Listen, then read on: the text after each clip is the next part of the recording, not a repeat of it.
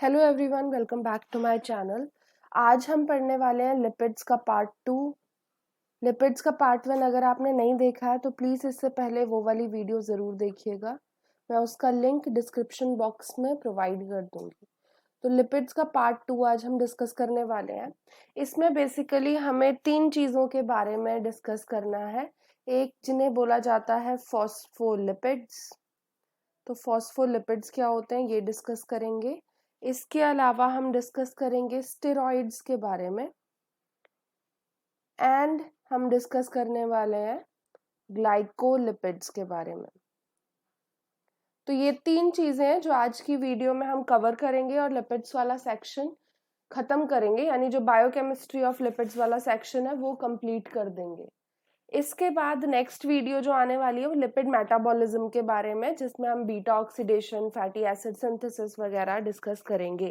क्योंकि वो बड़े बड़े टॉपिक्स हैं तो सबको मैं अलग अलग वीडियो में डिस्कस करूंगी, एक साथ डिस्कस नहीं हो पाएंगे। तो चलो शुरू करते हैं। सबसे पहले हमें डिस्कस करना है फॉस्फोलिपिड्स। तो फॉस्फोलिपिड्स क्या होती हैं? फॉस्फोलिपिड्स, जैसे कि आपको नाम से पता चल रहा है, इनके अंदर लिपिड्स के साथ साथ एक मॉलिक्यूल किस चीज का जुड़ा होता है? फॉस्फेट का। ठीक है, तो in simple sense you can say that a phospholipid consists of a phosphate group, phosphate plus 2 fatty acids. क्योंकि हम क्या बोलते हैं, ट्राइग्लिसराइड्स के अंदर 3 फैटी एसिड्स होते हैं, बट यहाँ क्योंकि एक फॉस्फेट जुड़ गया है तो सिर्फ 2 ही फैटी एसिड्स जुड़ पाते हैं, तीसरा नहीं जुड़ पाता है। 2 फैटी एसिड्स प्लस एक ग्लिसरॉल भी अटैच्ड होता है, ग्लिसरॉल।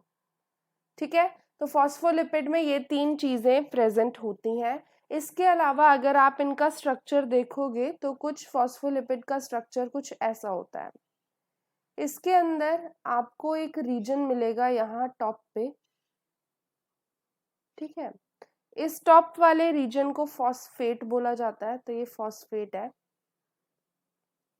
इसके बाद ये जो नीचे रीजन है ये है ग्लिसरॉल मॉलिक्यूल,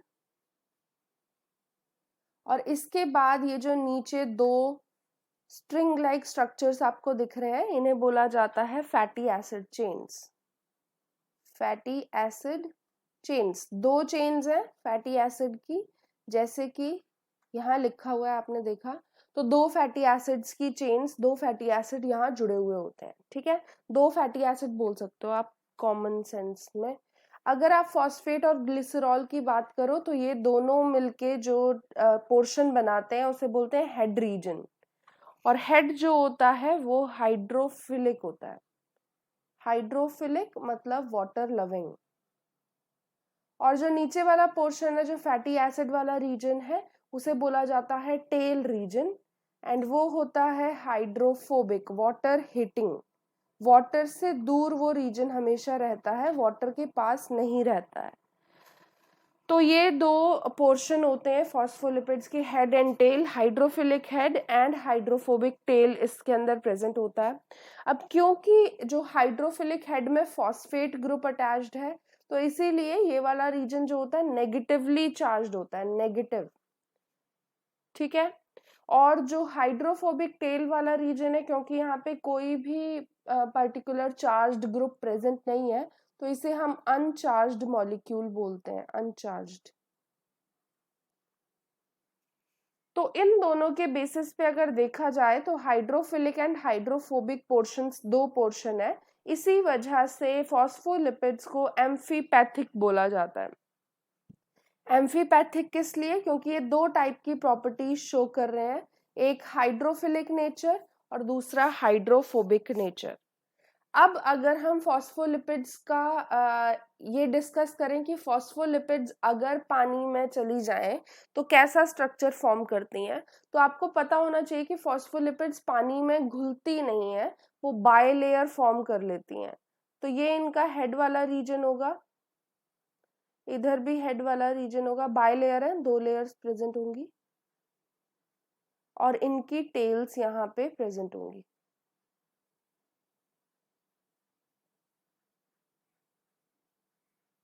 इनके बीच में इतना गैप नहीं होता है, बस मैंने आपको समझाने के लिए बनाया है ये बीच वाला गैप। तो ऐसे 2 लेयर्स की फॉर्म में ये स्ट्रक्चर अटेन कर लेते हैं, इसे बोलते हैं बाइलेयर, फॉस्फोलिपिड बाइलेयर बोला जाता है। अब इसके अंदर आप देखोगे तो यहाँ क्या है, पानी है, ठीक है, इधर भी पानी है, बीच में पानी नहीं है।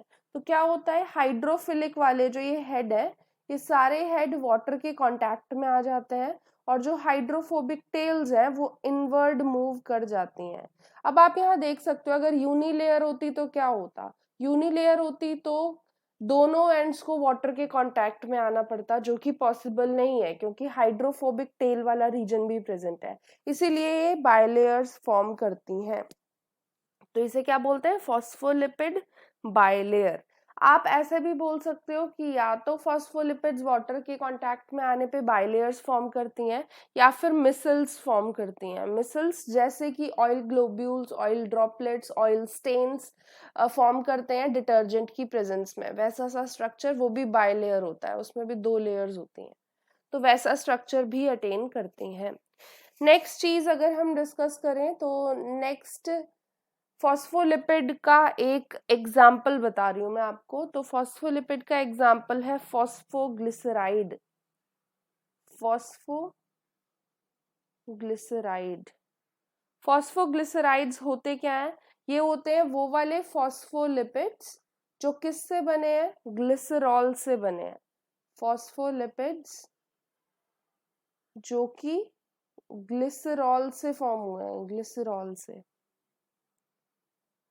ठीक है, तो इन्हें फॉस्फोग्लिसराइड्स बोल देते हैं। नेक्स्ट चीज अगर आप देखो, अगर अल्कोहल, यहाँ तो अल्कोहल ग्लिसरॉल है, अगर अल्कोहल इसकी जगह कोलीन होता है तो क्या बोलेंगे, फॉस्फैटिडाइल कोलीन, फॉस्फैटिडाइल कोलीन बोला जाएगा, जिसे लेसिथिन भी बोला जाता है, आपने सुना होगा लेसिथिन। अगर सीरीन है प्रेजेंट तो क्या बोलेंगे, फॉस्फैटिडाइल सीरीन।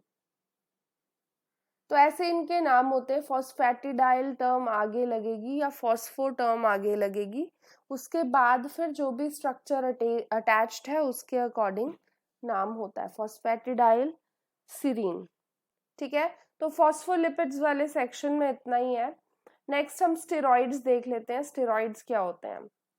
तो स्टेरॉइड्स जो है इनका एक कैरेक्टरिस्टिक फीचर होता है कि इनके अंदर 4 फ्यूज्ड रिंग्स होती हैं, 4 फ्यूज्ड रिंग्स, 4 रिंग्स होंगी जो आपस में जुड़ी हुई होंगी, ठीक है।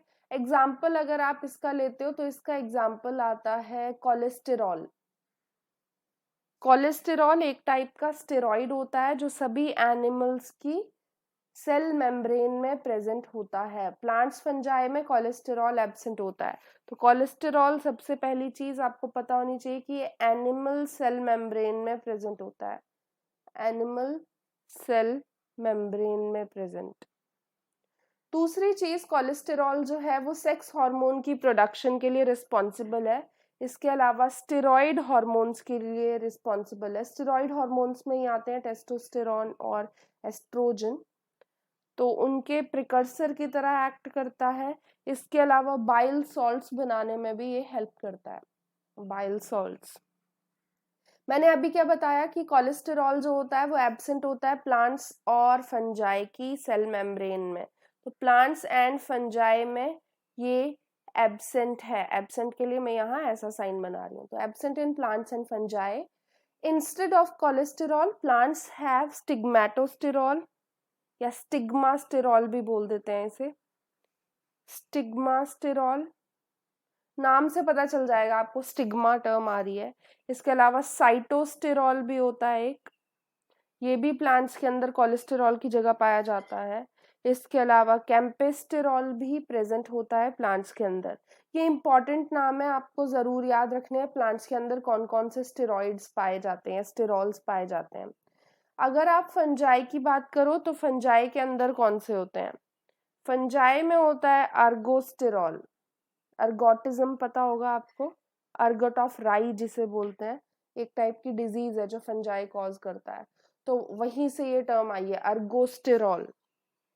आई होप कि आपको स्टेरॉइड्स वाला कॉन्सेप्ट भी क्लियर हो गया होगा। कोलेस्टेरॉल, स्टिग्मास्टेरॉल, साइटोस्टेरॉल, कैंपेस्टेरॉल एंड अर्गोस्टेरॉल हमने डिस्कस किए हैं।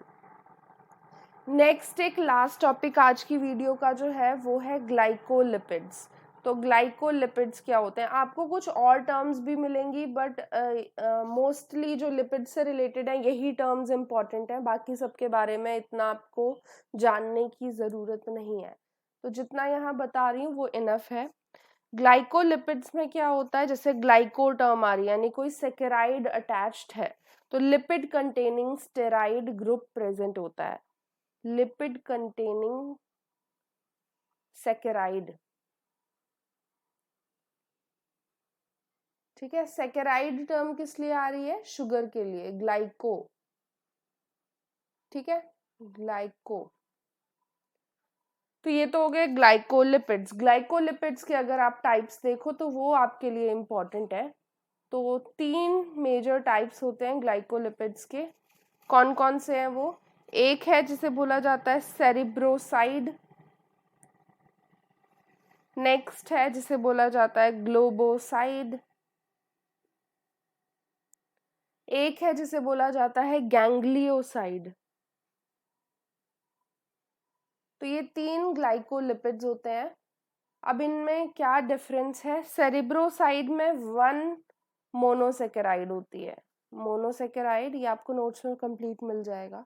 1 मोनोसेकेराइड होती है सेरिब्रोसाइड में, और इसके अलावा सेरेमाइड अटैच्ड होता है। सेरेमाइड एक टाइप की स्फिंगोलिपिड है। स्फिंगोलिपिड्स कौन सी होती हैं, ऐसी लिपिड्स जो नर्वस सिस्टम में मेनली पाई जाती हैं। ठीक है, 1 मोनोसेकेराइड प्लस सेरेमाइड। यहाँ पे ऑलिगोसेकेराइड होता है, मोनोसेकेराइड नहीं है, ऑलिगोसेकेराइड है प्लस सेरेमाइड है। और गैंग्लियोसाइड जो होता है इसके अंदर पॉलीसेकेराइड और सेरेमाइड होती है, बट आपको मेजरली गैंग्लियोसाइड में याद रखना है कि इसे ग्लाइकोस्फिंगोलिपिड की कैटेगरी में डाला जाता है, ग्लाइकोस्फिंगोलिपिड। और ये कहाँ मेजरली प्रेजेंट होती है, गैंग्लिया आपको पता होगा कहाँ होता है, कहाँ होता है, नर्वस सिस्टम में। तो मेनली नर्वस सिस्टम में गैंग्लियोसाइड पाया जाता है। Is this clear? I hope कि आपको लिपिड्स वाला सेक्शन क्लियर हो गया हो। नेक्स्ट हम पढ़ने वाले हैं beta oxidation, fatty acid synthesis यानी लिपिड मेटाबॉलिज्म के बारे में। So till then stay tuned, good bye.